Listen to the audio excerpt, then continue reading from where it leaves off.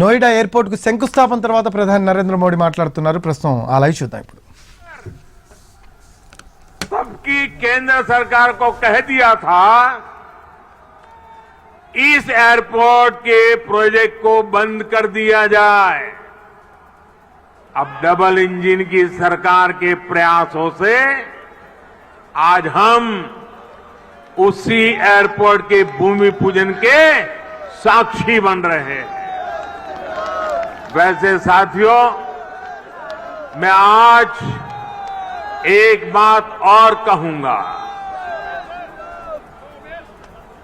मोदी योगी भी अगर चाहते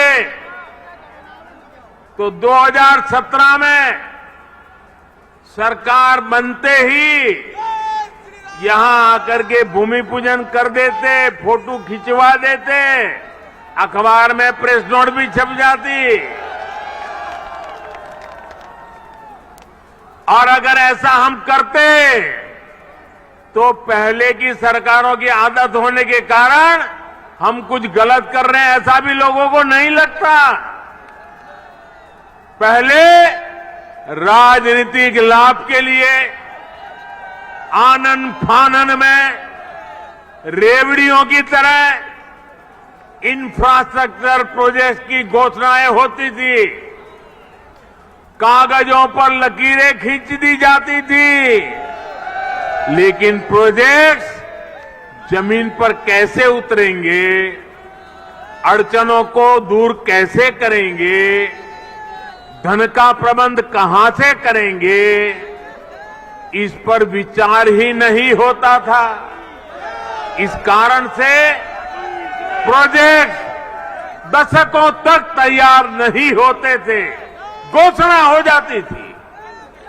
प्रोजेक्ट की लागत कई गुना बढ़ जाती थी, फिर बहानेबाजी शुरू होती थी, देरी का ठिकरा दूसरों पर फोड़ने की कसरत होती थी।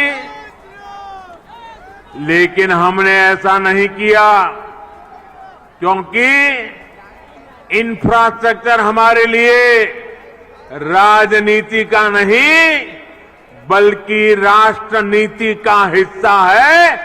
भारत के उज्जवल भविष्य की एक जिम्मेवारी है।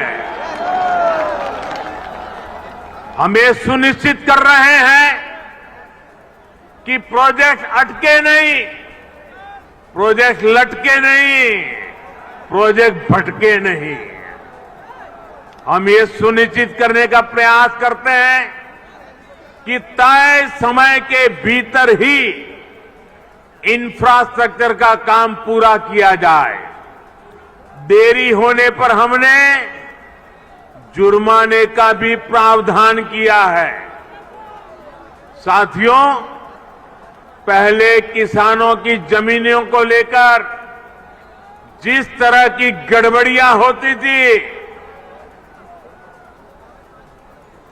उसे वो भी प्रोजेक्ट की देरी में बहुत बड़ा रोड़ा बन जाती थी।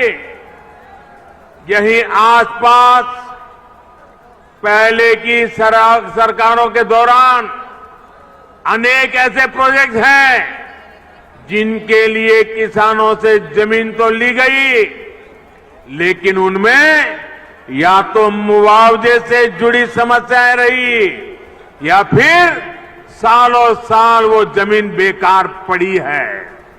हमने किसान हित में, प्रोजेक्ट के हित में, देश के हित में इन अड़चनों को भी दूर किया।